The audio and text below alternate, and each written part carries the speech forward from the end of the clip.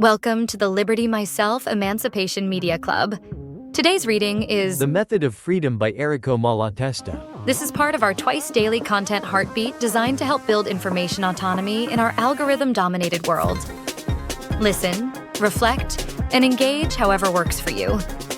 Without further ado, let's jump in. Stay free. The Method of Freedom by Errico Malatesta. Anarchy, 1891. The word anarchy comes from the Greek and means, literally, absence of government. It is therefore the condition of a people who live without an established authority, without government. Government apologists claim that without government there would be disorder, violence, and the law of the jungle. They say that only authority can guarantee order and peace. But let us ask, what is the government's role in the disorder and violence we see today? Governments wage wars, impose taxes, and enforce laws that benefit the few at the expense of the many. Far from preventing disorder, they are its primary cause, creating artificial inequalities and protecting the privileges of the ruling classes. Anarchy, as we anarchists understand it, is not the absence of order but the absence of coercion. It is a society based on the free association of individuals, where each person cooperates voluntarily to meet collective needs. Freedom is our goal, but it is not an abstract ideal. It is the concrete ability to live and act without being subject to the arbitrary will of others. Freedom requires equality, for if one person dominates another, neither is truly free. It requires solidarity, for no one can be free while others suffer oppression or want. To achieve anarchy, we must abolish the state, which is the organized force of the ruling classes. The state claims to represent the people, but it serves only those who hold power: landowners, capitalists, and bureaucrats. It enforces property laws that keep wealth in the hands of the few, while the many toil for survival. It maintains armies and police to suppress resistance, and courts to legitimize its injustices. The state is not a neutral arbiter, it is a machine of domination, and no reform can change its nature. Voluntary cooperation is the alternative to state coercion. In an anarchist society, people would organize themselves into associations, communes, or federations, based on mutual aid and shared interests. Production and distribution would be managed collectively, ensuring that everyone has access to the necessities of life. Decisions would be made through direct participation, not delegated to representatives who betray the people's will. This is not a utopia but a practical possibility, rooted in the countless examples of mutual aid we see even in today's oppressive society. Workers' cooperatives, community relief efforts, and spontaneous solidarity in times of crisis. Direct action is the means to reach this goal. By direct action, we mean the immediate, collective effort of the oppressed to change their conditions: strikes, occupations, expropriations, and other forms of resistance. Unlike electoral politics, which entrusts power to others, direct action empowers people to take control of their lives. It is not necessarily violent, though it may involve force in self-defense against those who use violence to maintain their privileges. The general strike, for example, is a powerful form of direct action, where workers halt production to demand their rights or challenge the system itself. Anarchy is not chaos, but the highest form of order, an order based on freedom, equality, and cooperation. It is not a distant dream but a goal we work toward every day, through education, organization, and struggle. The path is long, but every step we take toward anarchy is a step toward a world where no one is master and no one is slave. The duties of the present hour, 1894. The social question is before us, more urgent than ever. Everywhere the masses are stirring, driven by misery and the instinct for justice. The old systems of oppression, monarchy, aristocracy, and capitalism are crumbling under the weight of their own contradictions. Yet the danger is great that new forms of tyranny will replace the old, unless we act with clarity and resolve. Our duty, as anarchists, is to guide the revolutionary movement toward true freedom, not toward new chains. Freedom is the right of every individual to develop their faculties and pursue their happiness, limited only by the equal rights of others. But this freedom is impossible under the present system, where the state and capital dictate every aspect of life. The state is the armed defender of privilege, enforcing laws that protect the rich and punish the poor. It claims to provide security, but its police and armies are used to crush strikes and silence dissent. It claims to deliver justice, but its courts uphold the theft of land and labor by the ruling classes. The state is not a servant of the people. It is their master, and it must be abolished.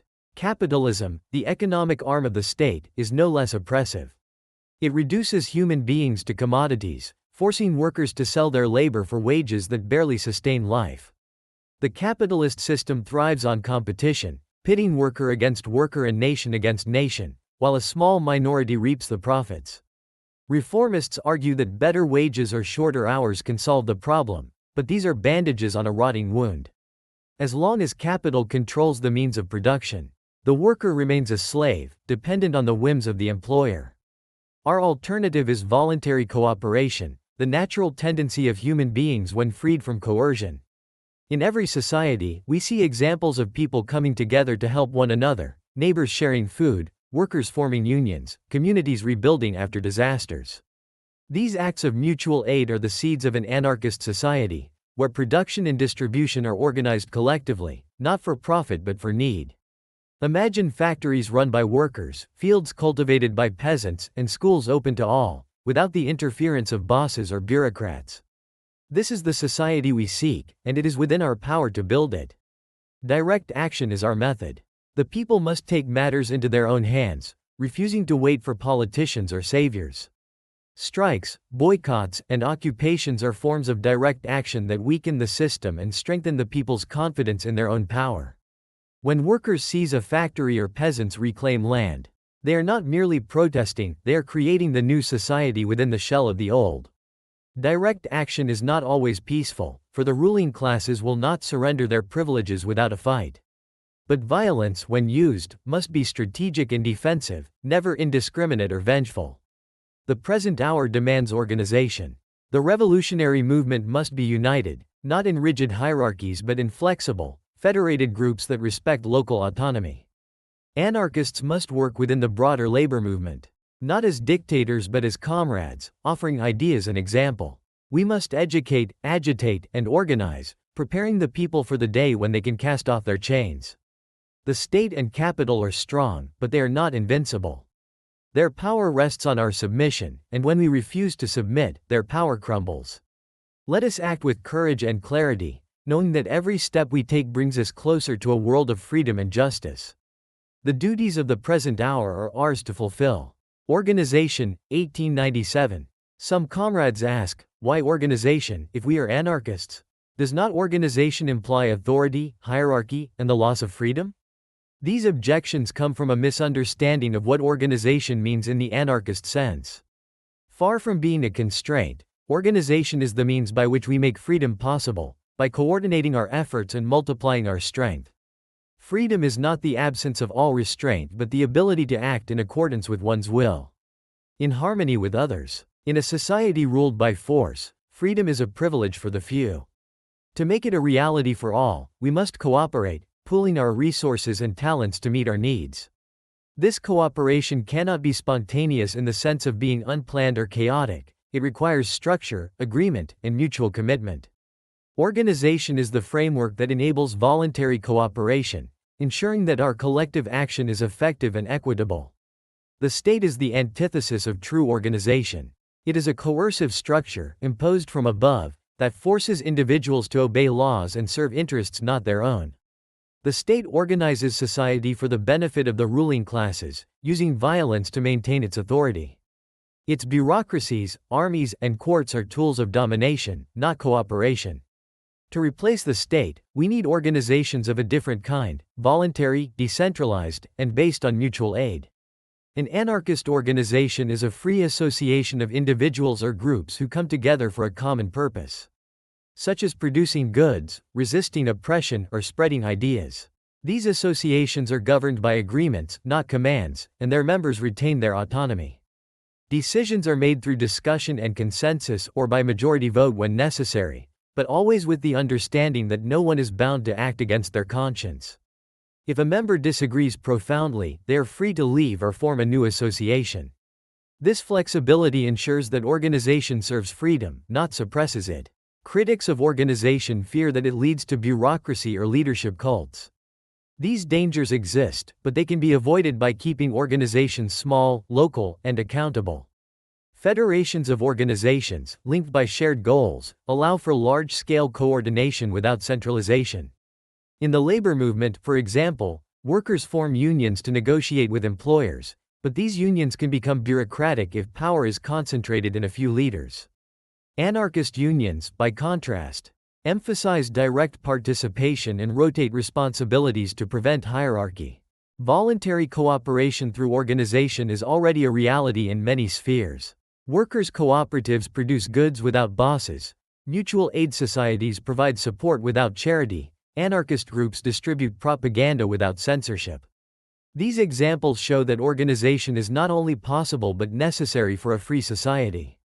Without it, our efforts are scattered, and we remain vulnerable to the coordinated power of the state and capital. Direct action thrives in organized contexts. A spontaneous strike may disrupt production, but an organized strike, planned and supported by a union, can win lasting gains. A riot may express anger, but an organized occupation can seize and redistribute resources.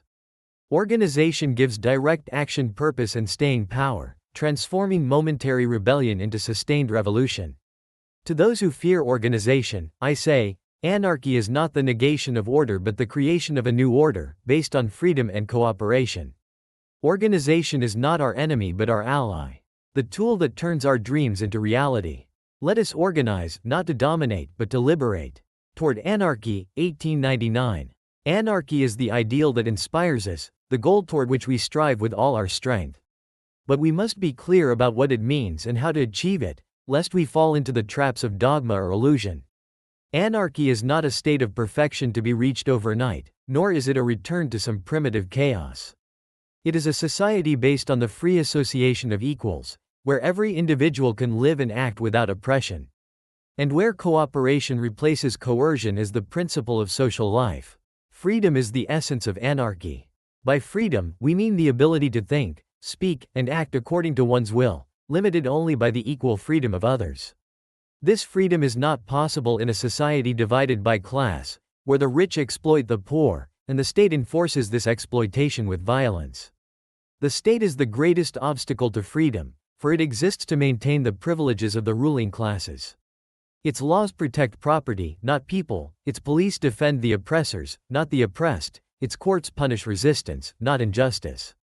To be free, we must destroy the state and replace it with a system of voluntary association. The state is not a necessary evil, as some claim, but an unnecessary one. Its defenders argue that without government, society would descend into chaos, but this is a lie. The chaos we see today, poverty, war, and crime, is the product of the state and its ally. Capitalism. The state creates inequality by granting monopolies and privileges. It fosters violence by waging wars and suppressing dissent. It perpetuates misery by upholding a system where the many toil for the few. Anarchy, by contrast, would organize society on the basis of mutual aid, where resources are shared and decisions are made collectively. Voluntary cooperation is the cornerstone of an anarchist society. In every corner of the world, we see people cooperating without coercion, neighbors helping each other. Workers forming unions, communities organizing festivals or relief efforts. These acts of mutual aid show that human beings are capable of living together without rulers. In an anarchist society, cooperation would extend to all aspects of life, production, education, healthcare, and culture. Workers would manage factories, peasants would cultivate fields, and communities would build schools, not for profit but for the common good. This cooperation would be voluntary, based on free agreements, not enforced by laws or bosses. Direct action is the path to anarchy. We cannot wait for the state to reform itself or for capitalists to surrender their wealth. The oppressed must act directly to change their conditions, through strikes, occupations, and other forms of collective resistance.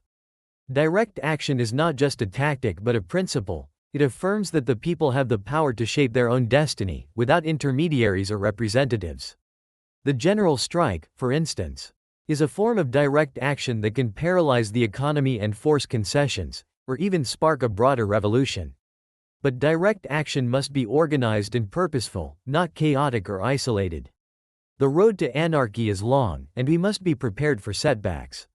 The ruling classes will resist, using violence and propaganda to maintain their power. Reformists will tempt us with promises of gradual change, but their reforms only strengthen the system. We must remain steadfast, educating and organizing, building the new society within the old.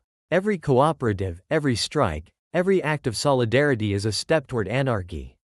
We do not claim to have all the answers, but we know that the future belongs to those who dare to fight for freedom. Let us move toward anarchy with courage and determination, knowing that our struggle is the struggle of all humanity for a better world.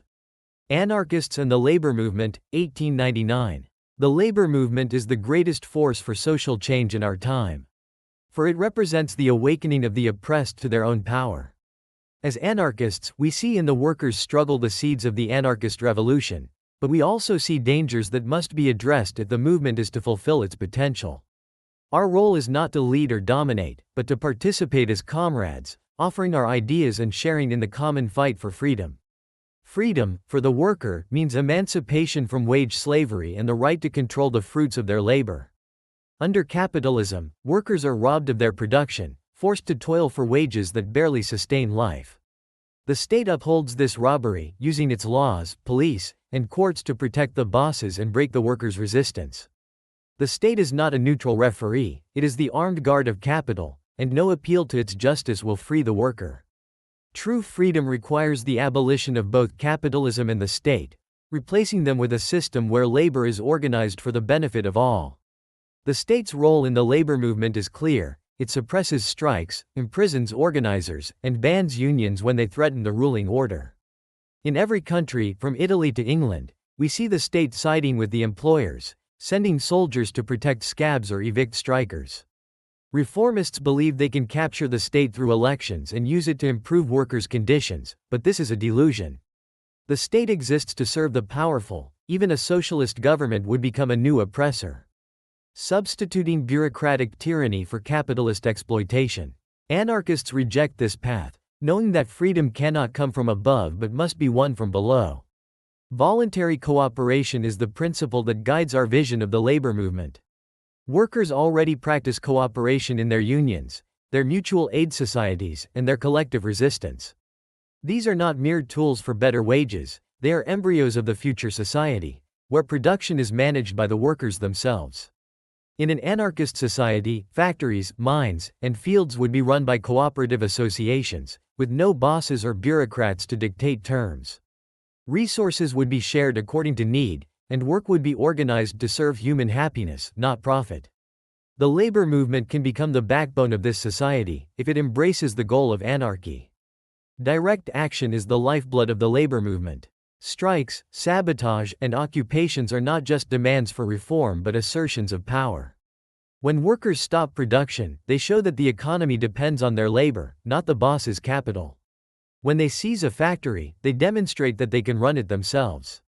The general strike, in particular, is a weapon of immense power, capable of paralyzing the system and opening the door to revolution. But direct action must be organized and strategic, not impulsive or isolated. Unions must federate, share resources, and coordinate their efforts, ensuring that every action builds toward the final goal. Anarchists must be active in the labor movement, not as outsiders preaching dogma, but as workers sharing in the struggle. We bring our ideas, freedom, equality, solidarity, but we do not impose them. Our task is to encourage the movement to adopt anarchist methods, direct action instead of parliamentary politics, cooperation instead of competition, revolution instead of reform. We must guard against the dangers of bureaucracy and reformism, which can turn unions into tools of the system. By keeping unions democratic and militant, we ensure that they remain true to the cause of freedom.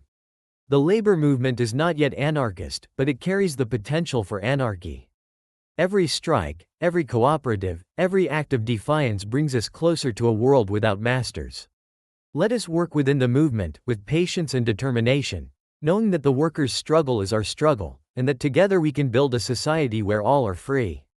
Do you agree with Malatesta that true freedom requires abolishing the state and building society through voluntary cooperation? This has been an EMC reading from Liberty Myself.